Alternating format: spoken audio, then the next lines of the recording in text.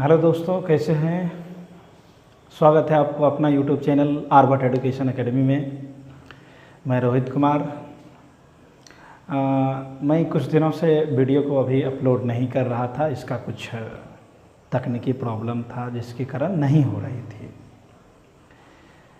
Bihar board ने एक फरमान किया है अभी कि अब जो स्टेट का एग्ज़ामिनेशन होगा वो वेल्ट्रॉन लेगा। और वेल्ट्रॉन के बारे में शायद सभी को पता है कि ये कितना बड़ा भ्रष्ट है, और न्यूज़ 18 भी इसके बारे में दिखा चुकी है। आप भी देख चुके होंगे कितना साफ सुथरा एग्ज़ाम हुआ और उस एग्ज़ाम को बेवजह कैंसिल कर दिया। शिक्षा विभाग के कुछ माफियाओं ने ऐसा कारनामा किया क्योंकि उसके पास पैसा नहीं पहुंचने के कारण इस प्रकार की घटना घटित हुई। अभी आप बिहार में जो एग्ज़ाम हुआ था, बिहार पुलिस दरोगा की बहाली, इसमें बड़े पैमाने पर धांधली हुई थी और क्वेश्चन हर व्यक्ति के व्हाट्सएप पर पहुंचा हुआ था। लेकिन जो स्टेट का एग्जामिनेशन हुआ था वह बिल्कुल साफ सुथरा एग्जामिनेशन हुआ था, और उस एग्जामिनेशन को बेवजह उन्होंने कहा कि हमने 4 कमेटी को गठित करके सेंटरों पर क्वेश्चन वायरल हो चुका होगा, मतलब अगर हंगामा हुआ तो क्वेश्चन वायरल हो चुका होगा। जिस सेंटर पर हंगामा हुआ उस सेंटर को आपने पहले ही कैंसिल कर चुके थे, और कैंसिल करने के बाद पुनः उसके एग्जाम को लिया गया। तो आप समझ सकते हैं कि बिहार की जो शिक्षा व्यवस्था है वह किस कदर दिन व दिन गिरते जा रहा है। शिक्षा माफियाओं की कमी नहीं है। सारे छात्रों ने कड़ी मेहनत करके, दिन रात मेहनत करके स्टेट एग्जाम को दिया था। जिन्होंने मेहनत किया उसका एग्जामिनेशन अच्छा ही गया होगा, और कुछ का एग्जामिनेशन अच्छा नहीं गया होगा जो कभी पढ़े नहीं होंगे। नहीं तो किसी भी क्वेश्चन में कोई ज़्यादा कठिनाई नहीं थी। आप उसको जितनी अच्छी तरह से समझ सकते थे, जो जितना तरह से मेहनत किया उसको उतना मार्क्स प्राप्त होता होगा। देखिए, सीट 37,000 के करीब थी। ये आप समझ सकते हैं कि कुछ हमारे छात्रों ने ही केस कर दिए। उससे आपको क्या फ़ायदा मिला? क्या जो इस बार एग्ज़ाम को क्वालिफाई नहीं कर पाया, क्या वह अगली बार एग्ज़ाम आएगा तो क्या वह क्वालिफाई कर जाएगा? आपने कहा कि फिजिक्स नहीं पूछा। चलिए, जो मैथमेटिक्स के हैं उन्होंने कहा कि फिजिक्स नहीं पूछा, ये हमारे साथ नाइंसाफ़ी हुई होगी। अब आप समझ लीजिए कि मैं एक सवाल दे रहा हूं। एक चीज़ आप पढ़ते होंगे, मैं भी पढ़ा हूं, आप लोग भी पढ़े होंगे कि mathematics is the language of physics. Mathematics is the language of physics. यानी कहने का मतलब फिजिक्स किसी के बगैर नहीं रह सकता है। हर क्षेत्रों में फिजिक्स की अहम भूमिका होती है। अब मान लीजिए कि आप जो कहे कि एग्ज़ाम में फिजिक्स नहीं पूछा गया तो ये हुआ, अगर पूछा जाता तो क्या होता। अकॉर्डिंग टू माय स्टेट का एग्जामिनेशन जिन्होंने अच्छा गया तो उसका तो एनी टाइम अच्छा जाएगा ही। जो समय व्यर्थ सरकार कर दे, लेकिन इस बार जो छात्रों ने क्वालिफाई किया था वही छात्र फिर एग्ज़ाम लेंगे तो फिर वही छात्र अपने प्रगति को आगे बढ़ाएंगे, अपने आप को आगे ले जाएंगे। आप 1000 बार केस करते रहिए ना, उससे क्या फायदा मिलेगा?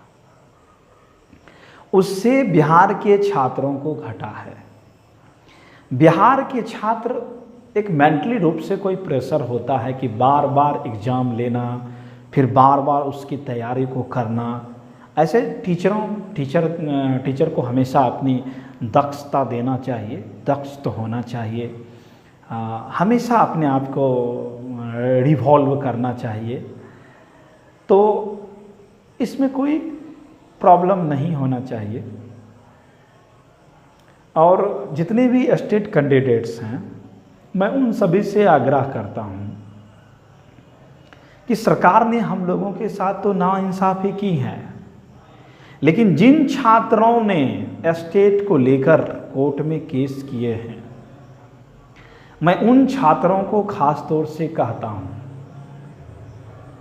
कि आपको एक बहुत बड़ी मौका मिल चुका है और आपको मौका मिला है एग्ज़ाम को क्वालिफाई नहीं करने के लिए। आपको उन छात्रों से टक्कर लेना है जो छात्रों ने इस बार 120 प्लस 110 प्लस के करीब करीब ले गए होंगे। तो आपको उन सारे छात्रों से मुकाबला करने का मौका मिलेगा।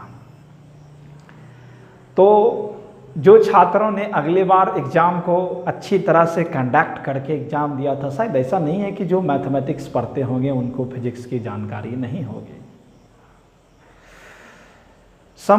कुछ क्वेश्चन हम जैसे देते हैं, देखिए मैं फिजिक्स का एक क्वेश्चन आपको लिखता हूँ और आपको यहाँ पर बतलाना है कि भाई देखिए कि मैथमेटिक्स में क्या फिजिक्स की क्या मैथमेटिक्स जो है वह फिजिक्स की तरह यूज नहीं होता है, क्या वहाँ मैथमेटिकल टर्म का प्रयोग नहीं किया जाता है। तो इन सारे चीज़ों का हम एक शॉर्टली क्वेश्चन देते हैं। जैसे कि आपको इलेक्ट्रिसिटी में इलेक्ट्रिक चार्ज, ठीक है, इलेक्ट्रिसिटी में आपको इलेक्ट्रिक चार्ज का जो मान होगा वो आप समझ लीजिए कि इलेक्ट्रिक चार्ज Q का मान आपको 5 कूलम्ब दिया हुआ है, सही, ठीक है, 5 कूलम्ब दिया हुआ है और टाइम का जो मान है वह आपको 5 सेकेंड है, ठीक है। तो इस क्वेश्चन में आपको अगर कह दिया जाए कि इसका पोटेंशियल, आपको पोटेंशियल डिफरेंस निकालने के लिए, तो आप किस तरह से निकालिएगा? या इसी क्वेश्चन में आपको हम 2-3 चीज़ दे देंगे।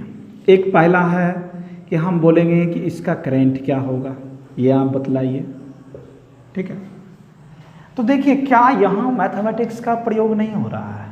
जो बच्चे मैथमेटिक्स जान रहे हैं उनके लिए फिजिक्स की जानकारी होना थोड़ा सा आसान है। हाँ, दोबारा मेहनत करना पड़ रहा है, ये परेशानी है। मैं इस परेशानी को समझ सकता हूँ, मैं खुद झेल रहा हूँ आप लोगों के साथ। लेकिन मैं यही कहना चाहूँगा कि जिन छात्रों का इस बार एग्जामिनेशन अच्छा गया होगा, क्या वो छात्र बैठे रहेंगे? नहीं रहेंगे। जिन छात्रों ने केस करके कहा कि नहीं इस बार मैथमेटिक्स पूछा गया तो उसमें फिजिक्स नहीं था, तो क्या वो जो मैथमेटिक्स जिनका अच्छा गया, क्या वो बैठे रहेंगे? वो फिजिक्स नहीं पढ़ लेंगे? वो आपसे और बेटर नंबर लाएंगे, कट ऑफ और हाई जाएगा। लेकिन किसी को नेगेटिविटी नहीं सोचना है, हमेशा पॉजिटिव थिंकिंग, कहावत ही है कि जैसा सोचेंगे वैसा ही होता है। तो आप हमेशा अच्छा ही सोचिए, अच्छा सोचेंगे तो अच्छा बात आएगा। तो इस क्वेश्चन में कहेगा तो आप तो सबसे पहले इलेक्ट्रिक चार्ज का मान दिया हुआ है, अब जो है टाइम का मान दिया हुआ है, आपको पूछ रहा है कि करंट का मान क्या होगा। तो जब आपको करंट पूछेगा तो आपको सबसे पहले इलेक्ट्रिक करंट का फार्मूला याद होना चाहिए।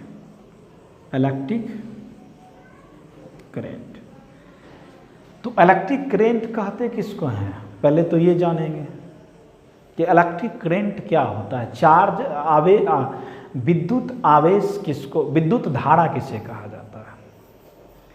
तो मैथमेटिकल तौर पर विद्युत धारा जो होता है कि यानी कहने का मतलब इकाई, यानी कहने का मतलब हो गया कि 1 सेकंड में जितना आवेश किसी चालक तार से प्रभावित होता है वही उसका इलेक्ट्रिक करंट होता है। यानी प्रवाह के दर को, किस दर से प्रवाह कर रहा है इलेक्ट्रॉन, किस दर से इलेक्ट्रॉन या किस दर से चार्ज प्रवाह कर रहा है, वही आपको करंट होता है। यानी current equal to charge by time.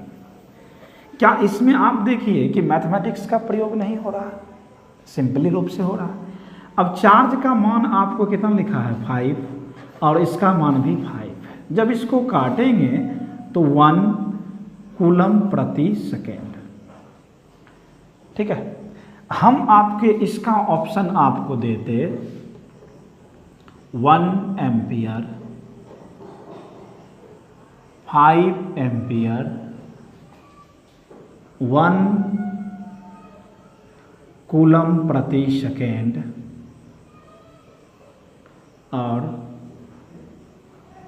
A and सी। इस प्रकार का क्वेश्चन हम आपको देते हैं। तो बोलिए आप क्या लगाते, आपकी जानकारी क्या होती, ये मैं कह रहा हूं। तो आप इस क्वेश्चन में आंख मूंद कर डायरेक्ट यहां पर आते हैं, लेकिन इसकी बात होती है कि 1 कूलम पर सेकेंड, यानी 1 कूलम पर सेकेंड, यानी 1 सेकेंड में कोई चालक तार से अगर 1 कूलम आवेश को प्रभावित करता है तो वह 1 एम्पियर के बराबर होता है। तो 1 coulomb per second equal to 1 ampere. क्या होता है? 1 एम्पियर। यानी अगर 1 एम्पियर आंसर लिखा है तो 1 एम्पियर भी होगा, और 1 कूलम पर सेकेंड लिखा है तो 1 कूलम पर सेकेंड होगा। डैट मीन्स दोनों आंसर होता, तो हम दोनों पर मानते हैं। तो क्या इस स्थिति में मैथमेटिक्स का यूज नहीं हो रहा है? क्या फिजिक्स पढ़ने वाले बच्चों को मैथमेटिक्स नहीं जानना चाहिए? जानना चाहिए, बेशक जानना चाहिए। आप एक टीचर बन रहे हैं, टीचर का एक अपना रोल होता है कि उनका जो अपना सब्जेक्ट है उस सब्जेक्ट में कम से कम वो अच्छा होना चाहिए, जहाँ तक मेरा मानना है। लेकिन आज की जो शिक्षा व्यवस्था है, जो हमारे राज्य में, बिहार में जो एडुकेशन सिस्टम है, वह एडुकेशन सिस्टम को बिल्कुल ख़त्म कर चुका है।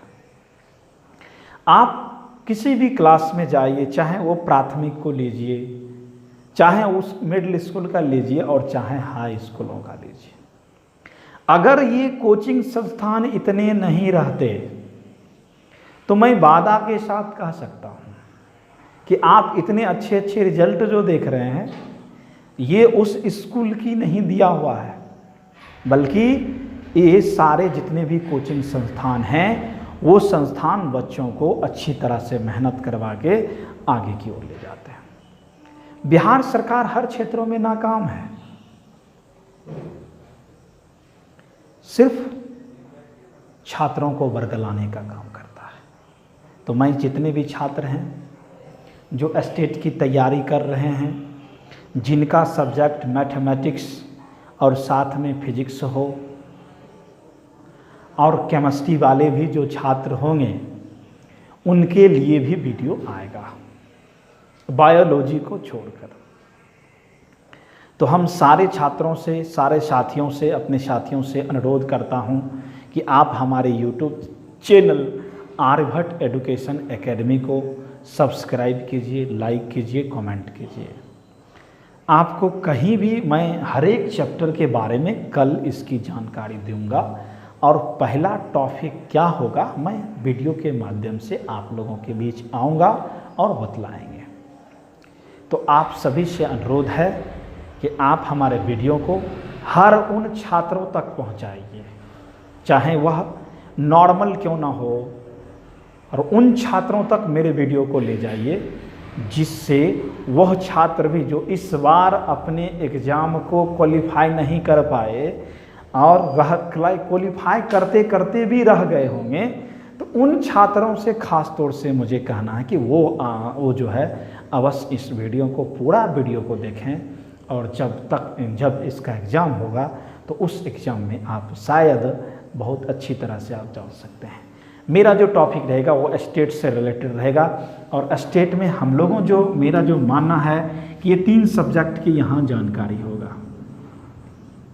पहला है आपको मैथमेटिक्स की जानकारी होगा कि मैथमेटिक्स में क्या क्या क्वेश्चन आता है, किस प्रकार का क्वेश्चन था। हम लोग 11, 12 देखिए, सिर्फ ये आपको ये चल रहा है। स्टेट में STET में सिर्फ 2019 में जो एग्ज़ाम हुआ था, इसमें आपको सिर्फ पेपर 1 की जानकारी होगा, ठीक है। पेपर 2 के लिए हम लोग नहीं हो सकते हैं, पेपर 1 के लिए आपको सफिशिएंट ये रहेगा। तो एक तो मैथमेटिक्स की जानकारी होगा, दूसरा हम यहाँ पर आपको फिजिक्स के बारे में बतलाएंगे, और तीसरा केमिस्ट्री की जानकारी भी आप लोगों को दिया जाएगा। और चौथा जो है इसमें जो पूछा जाता है, जो देखिए सबसे पहले इसको 2 भाग में डिवाइड करते हैं, और 2 भाग में जो डिवाइड करते हैं, एक तो 50 मार्क्स का, ये तो जनरल है, ये सारे छात्रों के लिए अनिवार्य है, चाहे वो साइंस हो, सोशल साइंस हो, इंग्लिश हो, जो भी सब्जेक्ट का हो, उन सारों के लिए 50 मार्क्स जो है जनरल ही है। तो इनके लिए भी हम लोग रीजनिंग जो होगा, वो रीजनिंग को बतलाने का काम करेंगे। तो आप सभी से अनुरोध है कि हमारे इस YouTube चैनल को सब्सक्राइब और लाइक